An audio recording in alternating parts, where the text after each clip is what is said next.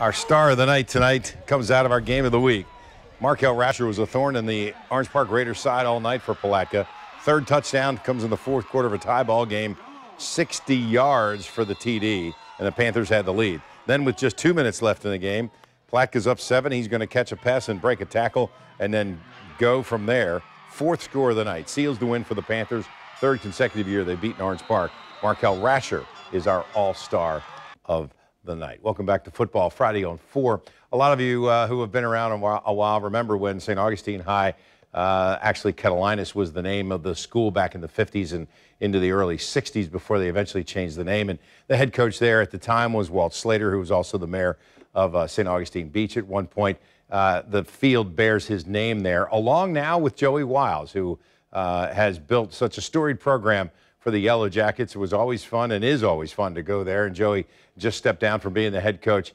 This is the first year that he hasn't been there, basically, in the last 20.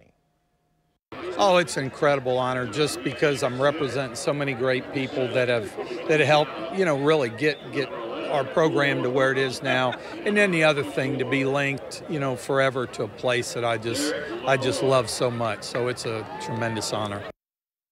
Great to see Joey there tonight. Great honor for him. Joey Wiles, Walt Slater Field down there. And that's where we go. St. Augustine at home in the gray against Nice in the white, looking for revenge. And Nice beat them last year. Early in the first quarter, St. Augustine with the ball. Brandon Johnson takes the handoff, goes outside and up the sideline, outrunning defenders, taken down inside the 20-yard line. The Yellow Jackets settle for a field goal, and St. Augustine's up 3-0. Later in the first, Jackets backed up inside their own territory. Nice gets some pressure on Cole Northrup, and Tyler Schaefer takes him down as St. Augustine has to punt. But a few series later, they're back to punt. Elijah Ryan unable to take the snap. Nice recovers, takes the ball over at the 20-yard line. And 2 plays later, it's Nice quarterback Leighton Alley throwing it up in traffic to the big tight end, Zach Sheffer, who brings it down and takes it to the end zone for the TD.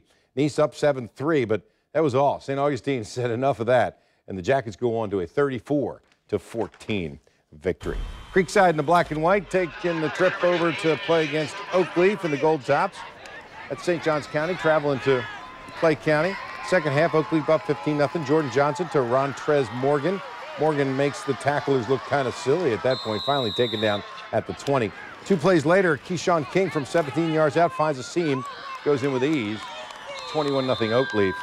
Knights up 28-0 when the defense gets in the scoring column. Kwame Clark with the interception over the middle. Does he go all the way? Does he? Does he?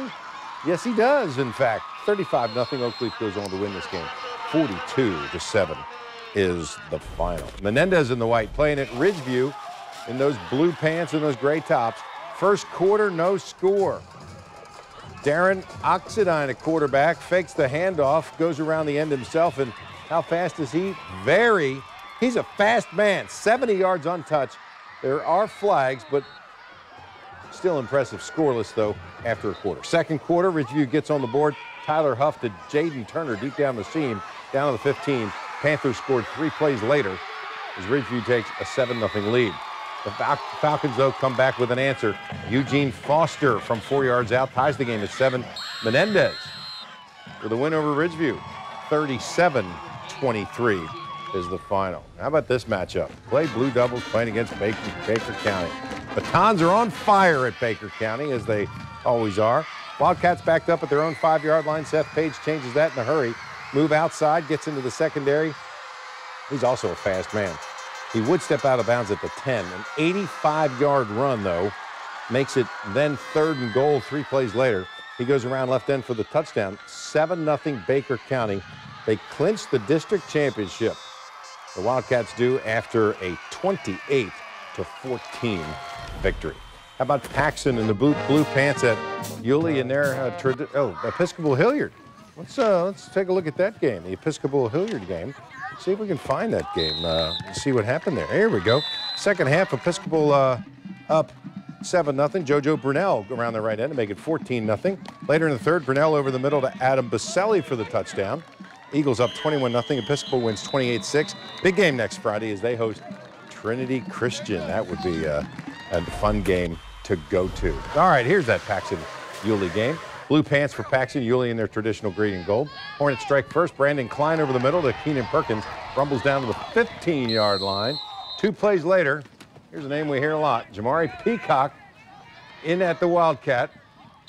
Goes around the left end, 7-0 Yulee on top. Later in the first, Peacock at quarterback. This time he goes from 5 yards out to score to make it 14-0. Second quarter, he's in the backfield, but he's not the quarterback. He does get the ball, though. Makes a couple of guys just bounce off. Continues to step out of tackles and into the end zone. 20-0 Yulee. The Hornets going to win. 42-7 is the final. So, we've seen some pretty spectacular plays there tonight. What a beautiful night for high school football. A lot of people were out. What a fun night it was to see what Trinity Christian was up to, as we will make a trip over there to see how the Conquerors did against IMG. And where are they cooking? Whew, they're cooking at Hilliard all the time. The Flashes know how to play, know how to eat, and they know how to put cheese on French fries. Ooh. Where are we, Wisconsin? We'll be right back.